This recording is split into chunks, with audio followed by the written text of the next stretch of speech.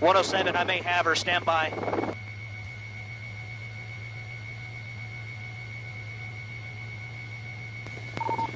107, I got her. I can't see any weapons. It's going to be on this street where she was first seen, running eastbound. She's grabbing her hip, guys. Right side of the helo. Green Dodge pickup, trying to steal a pickup, trying to get in the pickup. Now running across the street, right side of the helo. Still grabbing her hip, guys. Right below us, right side. Units, you're on the other side. Watch it, brother. Right side, on the other side of that house. She just walked in a house. Other side, brother. Right to the right side. Silver passenger vehicle. Blue Dodge pickup on the street over from where y'all are at, guys. K9, hang a left in that alley. Keep going, one house over to your left. White house, silver vehicle out front. That unit right there to your left. K9, right there in front of you. She went in. There is a back door, guys. There is a back door. Let's get a unit on the back side.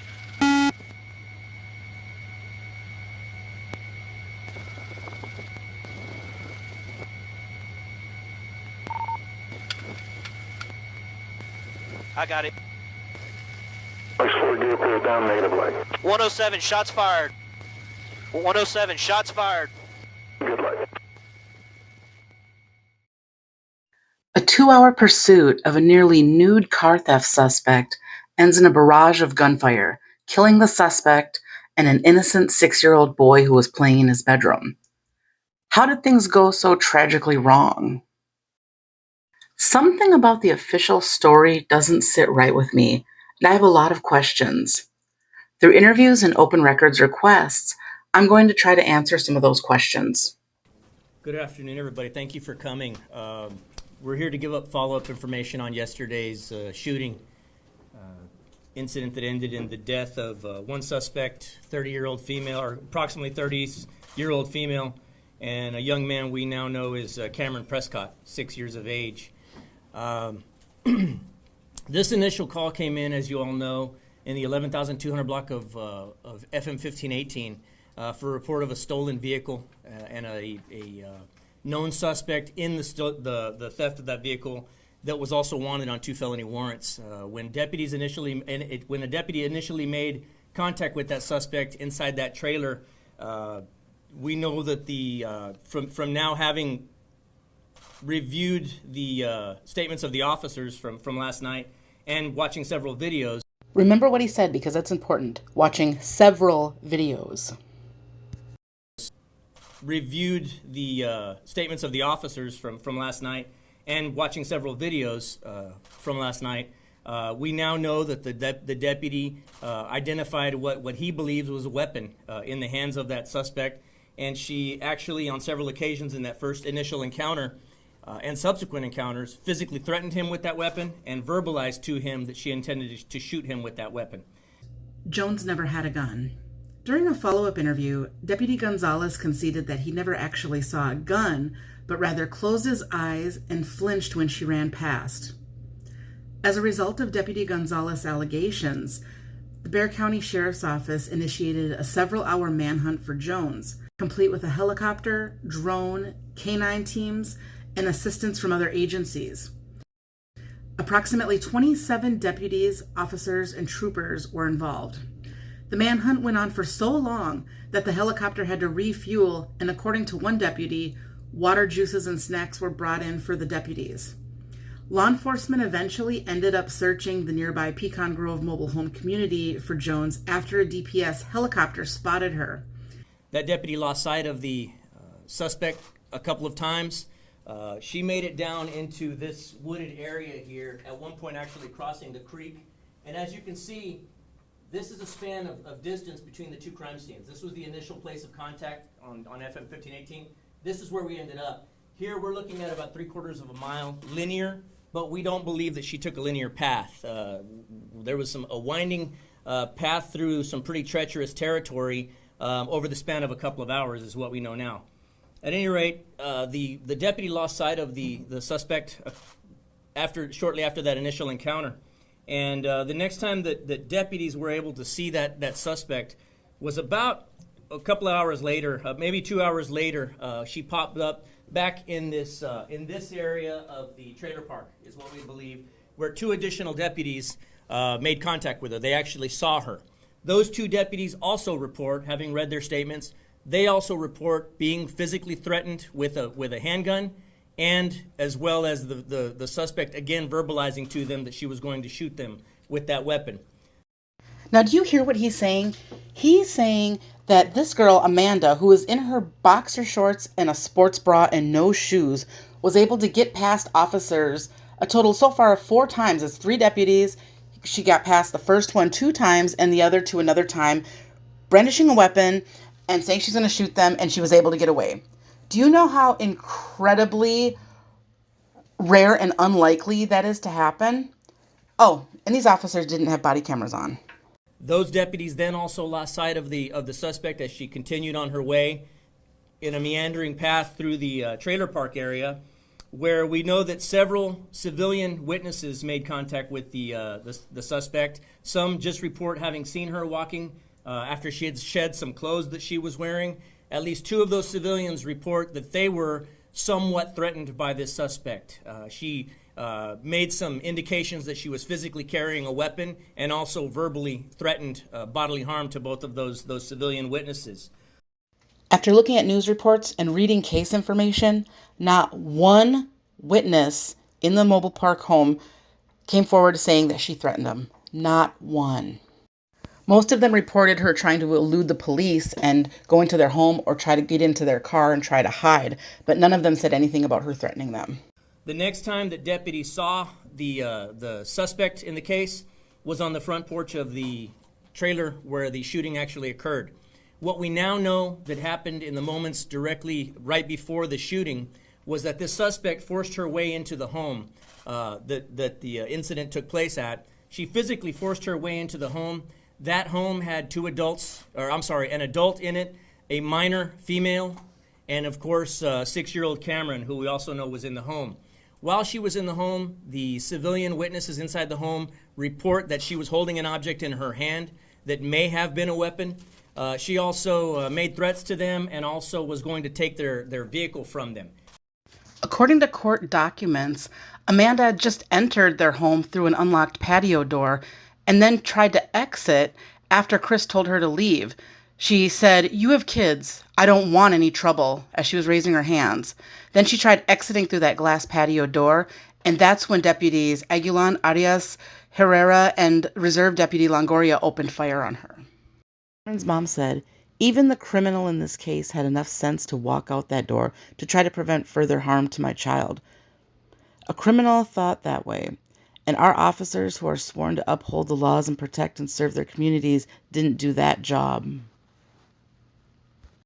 They do not know this suspect at this point. We don't believe there's any prior relationship between these folks other than she forced her way into their house and was intending to steal their vehicle.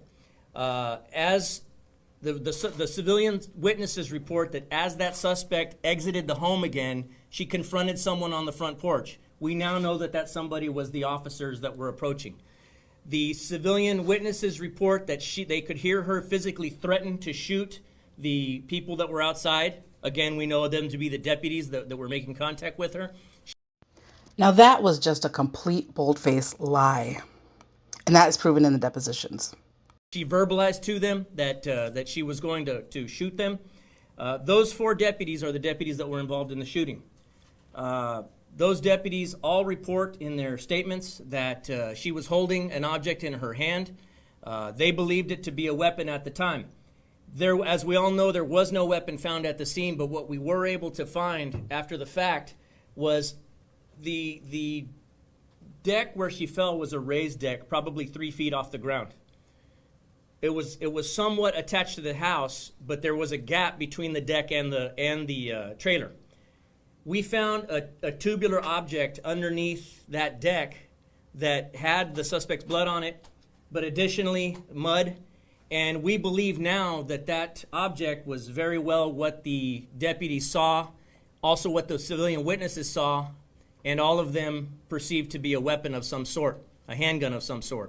So not only was a gun never found, but investigators have never even found the alleged object that the deputies claimed that she was holding. Investigators ultimately found a landscape stake underneath the porch later that evening. The little boy's father denied Jones was holding that, and the investigators that found it did not even believe it matched the description of the alleged object.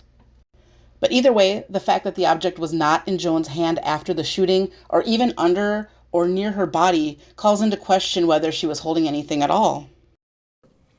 The scene is still actively being searched. As you can see, we've got a large wooded area, a couple of different bodies of water, a landfill. This actually goes into Guadalupe County. Portions of this, what you see, are Guadalupe County, and portions of it are Bexar County. We are still in the area actively searching. People that live in the area may actually still see a helicopter above. We've got a helicopter still out there trying to help us locate what we still believe to be a handgun, possibly somewhere in this wooded area or in one of these bodies of water. In addition, we've been in contact with a dive team who we hope to have helping us search the area as well as conditions permit us to do. So they seem pretty confident that that cylinder object that they found near her that was bloody, that fell between the porch and the stairs, is what was used. At the same time, they're still actively looking for this firearm. So at this point, that is the latest update that we have on this case. I'll open it up to whatever questions you might have. Do you have the names of the officers, the deputies involved? We do, and we'll be able to release those to you here shortly after the press conference. How many are involved? 4 deputies actually fired shots. 5 deputies were on scene. One of them was a canine deputy who had his canine tethered by the leash at the time. Sheriff, can you talk about that first contact with the suspect? She was in a closet? She was in a closet. How did she get out of that situation? Well, she made a threat to the deputy. The deputy created distance. He absolutely did the right thing. He created distance and backed off.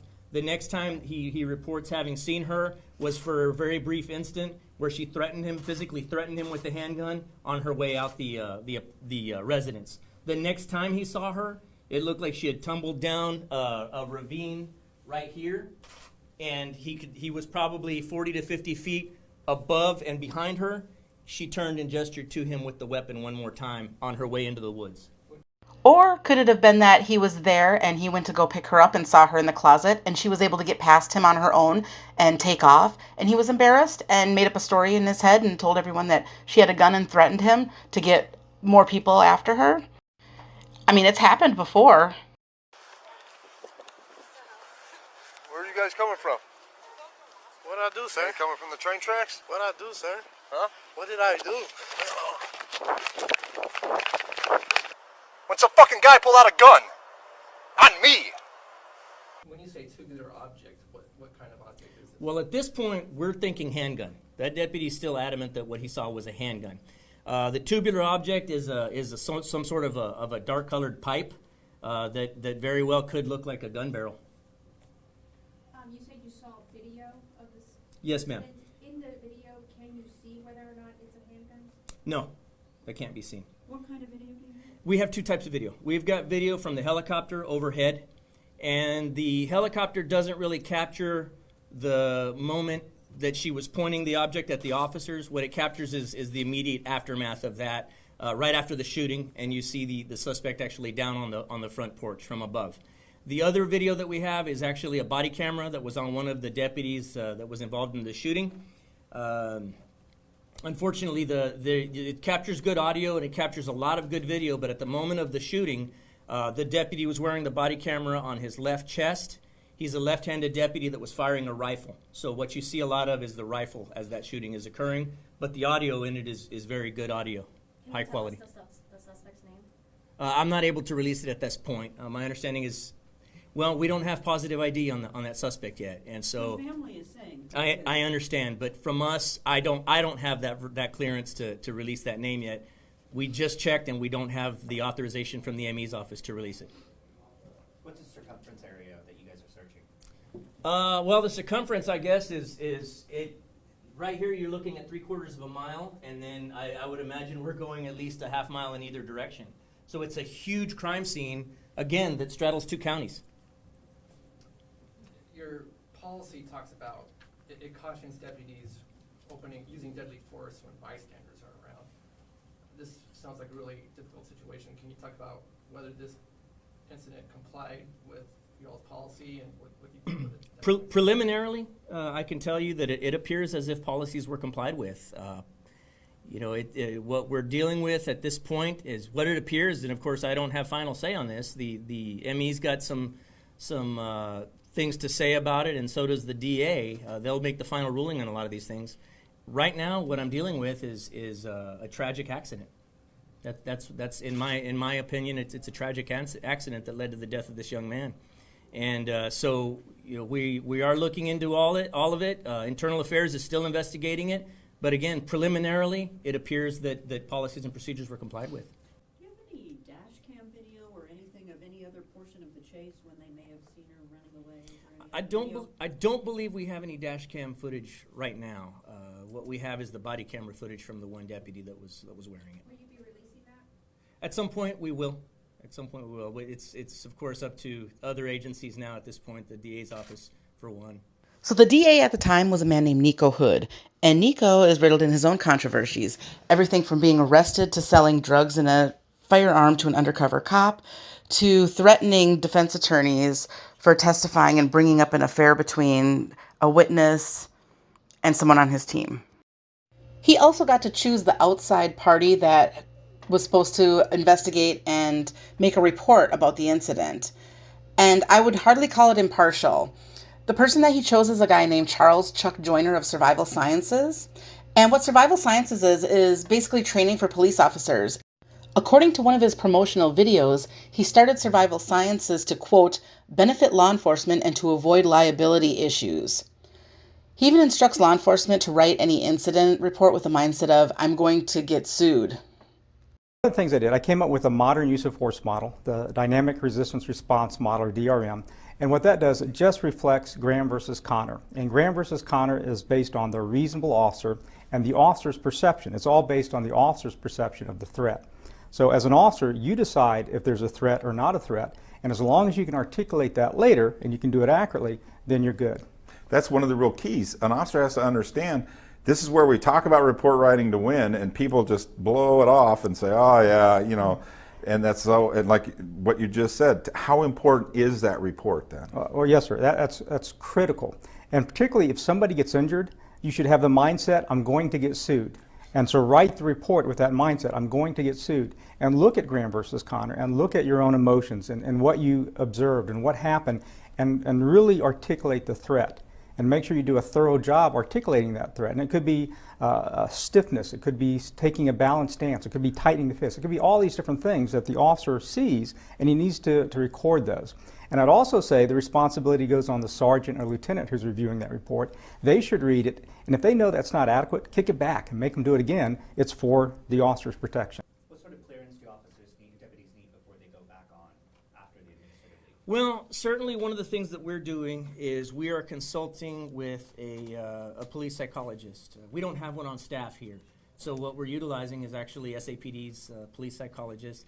That it's pretty standard practice, or at least it will be standard practice here at the Sheriff's Office, that we will have any officer involved in any sort of situation like this speak to a police psychologist. You know, we just recently had another officer-involved shooting, and that's where I started that new protocol that we will make sure and make sure that they're cleared. Additionally, we'll make sure that the DA's office has no issues with them being cut back to regular duty when the time comes. How are the officers and your staff doing psychologically with regards to having shot a 6-year-old? Well, I can tell you, having spoken to the officers yesterday, I spoke to them very briefly. They were pretty upset, understandably so. In my 25 years, I've been involved in many situations involving officer-involved shootings, and all I could do was go up and show them the bit of compassion that I could as a fellow officer. I went up, I gave each one of them a hug.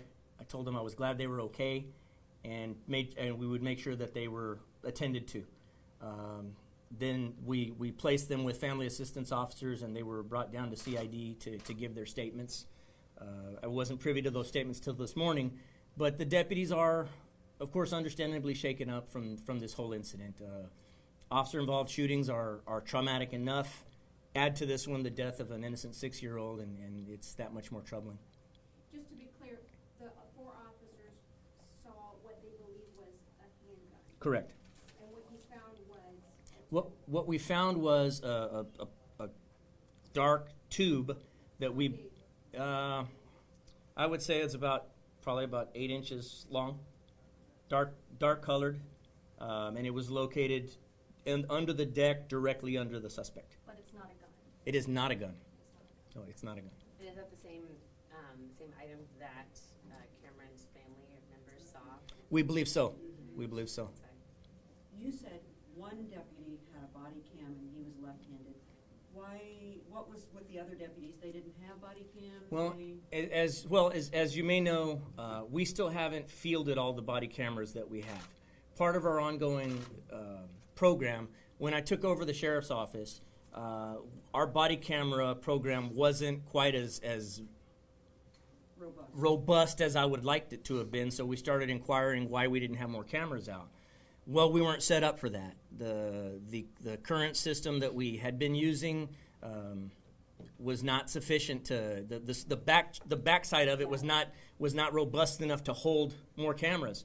So we made the decision to start testing another camera system, the actual system that SAPD is using. That camera brand, Axon, was actually the one being worn by the deputy at the scene there yesterday. Did deputies try to check to see if there's anybody inside the house? They did. They physically cleared the house. That is actually when they found Cameron had been shot. So they cleared the house after that? They continued to clear the house as one deputy ran outside the house with Cameron. Okay, so what they really did and what they're leaving out is the fact that when they shot Amanda, they went into the home, took the dad and the niece and handcuffed them and put them on the ground while he could hear his son coming out of the bedroom saying, "Ouch, Dad, ouch." The officers grabbed Cameron, took him into the ambulance and brought him to the hospital, but on the way, unfortunately, he passed away and his dad was not able to even be in the ambulance with him. They left a lot of things out. I'll be honest with you, it's a pretty heartbreaking video for us to see. You see the deputies administering first aid to the little boy almost immediately upon getting him away from the scene, away from the line of fire if there were a second gunman, for example. Other deputies went on to clear the house while they administered first aid and got EMS on scene. Thanks, everybody. Thank you. So in an instant, Christopher and Ruby lost their only child in the one place that a parent would expect that their child were to be safe, and that's their own home. This case is a tragedy, but it was a preventable one. Here are some facts. Amanda Jones did not have and never had a firearm. Amanda Jones was not a violent criminal. Bexar County was not even looking for Amanda. It pursued her only because a bounty hunter, who had his own personal financial interest in capturing her, asked it to do so. Deputy Gonzalez, who instigated the entire manhunt, never actually saw Jones with a gun. In response to Jones fleeing her home, Bexar County and its deputies did not try to de-escalate the situation, but instead they applied their full force to capture her, complete with helicopters and deputies roaming a neighborhood with AR-15s drawn. After Jones was located, the deputies did not surround the home, take cover, and attempt to de-escalate the situation. They did not temper their actions based on the helicopter trooper's statement that, "I can't see any weapons," or by the presence of toys and a child's bicycle in the front porch. They did not take precautions in light of the obvious presence of people in the home, given that the door was open and a car was in the driveway. They did not resist gunfire, even though any bullet would easily penetrate the thin walls of the mobile home. Rather, the deputies approached the entrance, guns drawn and ready to engage. When Jones attempted to exit the home, deputies opened fire. Their alleged justification was that the deputies themselves were in fear for their lives. Ironically, the deputies' failure to take cover and de-escalate the situation became the justification for deadly force. Deputy Arias, who was carrying an AR-15, was only feet away from the elevated porch where Jones stood. He almost emptied his magazine, firing approximately 15 times at the unarmed Jones. Deputies engaged in not one, but 2 volleys of gunfire. The deputies initially fired 4 times, then Jones slouched and fell to the ground. The deputies ultimately fired almost 20 times at the unarmed Jones, who was standing in the doorway of the occupied home. Whatever the alleged threat, why were this many rounds needed to subdue her? And why was the second round of gunfire, which is the set that likely struck Kameron, necessary after Jones fell to the ground. The deputies did not utilize the non-lethal option of a canine who was standing only feet away next to the trailer. Deputy Tubbs, the canine handler, quote, was prepared to deploy my canine, but never was able to due to the numerous rounds of gunfire. Why was this option not utilized? The credibility of the deputies is also at issue here. Although BCSO confirmed after the shooting that Jones did not have a firearm, Deputy Longoria swore under oath that Jones fired at them and that he actually saw smoke coming from her gun. Deputy Herrera also swore that, quote, I heard gunfire and saw the glass door shatter as she turned toward me, and it appeared as though she was shooting through the glass door. Deputy Aguilan stated that he fired his AR not because he saw Jones actually fire a weapon, but because he heard several other shots. Each of these shots, as we know, came from the other deputies. Not only was a gun never found, but investigators never even found the alleged object that the deputies claimed that Jones was holding. And Camden's father denied that Jones was even holding anything. Even the investigator who found the landscape stake found that he did not believe that it matched the description of the alleged object. Either way, the fact that the object was not in Jones' hand after the shooting or even under or near her body calls into question whether she was holding anything at all. But here are some questions. Why did Reserve Deputy Longoria use a firearm at all, given that he was not current with his training requirements? Why did Deputy Herrera's body camera turn off during the actual shooting? Why did Deputy Arias and Longoria not have body cameras on at all? Why was there no body camera footage of the initial encounter with Amanda Jones when she allegedly said that she had a gun? Chief Salazar also said they were going to do updated training for their officers on de-escalation, and there's no evidence of that. De-escalation tactics are essential skills for police officers and departments, both to help ensure constitutional policing and to improve public safety and officer safety.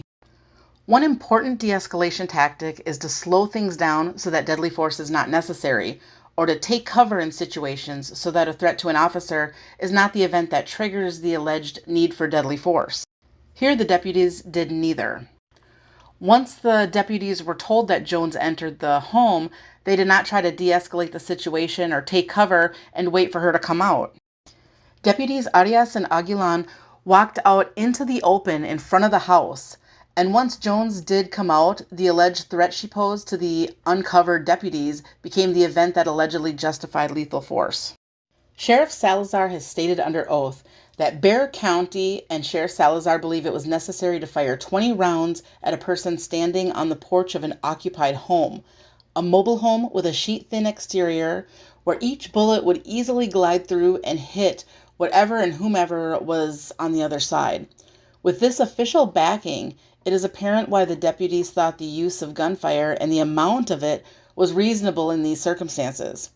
The county's approval of this incident and the deputies' actions risk another event such as this occurring in the future. The county also stated under oath that it does not feel the deputies did anything wrong, apparently relies on investigations that took place after the incident. The first, conducted by the Criminal Investigation Division, came to no actual conclusion. More importantly, whether there was indictable criminal conduct should not be the standard by which the county measures its deputies' actions. Bexar County Sheriff's Office will review its use of force policies following police killings. The second investigation is an undated and still not complete internal affairs investigation. This report does not even consider why it was necessary for the deputies to fire almost 20 rounds, or why it was necessary for the deputies to fire not one, but 2 volleys of rounds at Jones and the occupied home. It did not consider whether deadly force was necessary in light of the occupied home behind Amanda Jones. It did not consider whether the BCSO could have used the canine that was standing feet away from Jones at the time. And it did not consider whether BCSO could have done anything to de-escalate the situation so that it never reached this point.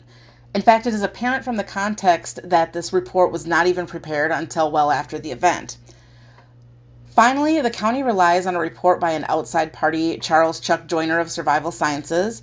Former Bexar County Criminal District Attorney Nico LaHood commissioned him to complete this report, and Mr. Joyner holds himself out as, quote, protecting those who protect us. certainly not impartial. Mr. Joyner touts at one of his speaking engagements as use of force and liability, or how plaintiffs' attorneys attack. Was Mr. Joyner the proper person to provide an honest assessment of this incident? Or was he already predisposed to writing a report for the purpose of avoiding liability? Each of these investigations focus on alleged statements by persons that say that Amanda Jones had an object in her hand, or that certain people believed wrongly that Jones had a gun. Based on these alleged statements and observations, the county apparently concluded that the deputies' actions were not criminal and did not violate any of their policies. But the answer cannot be to condone what happened that day. We know the deputies did not intend to shoot Kameron, and we expect that they each have genuine remorse for what happened.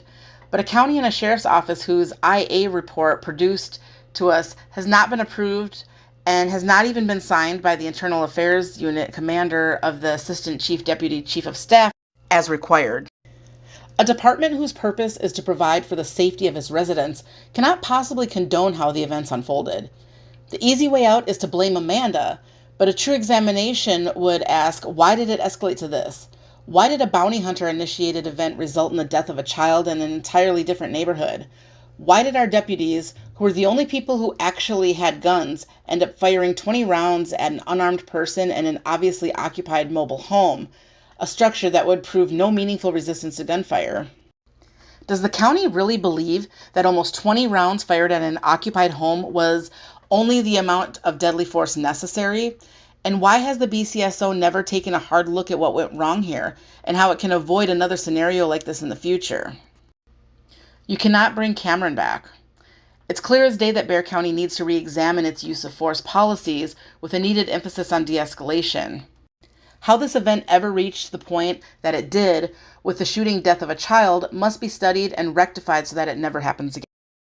Make sure that you hit the bell. That way you'll be notified when I upload part 2 of this, where I go to the scene by myself and I talk to some deputies as well.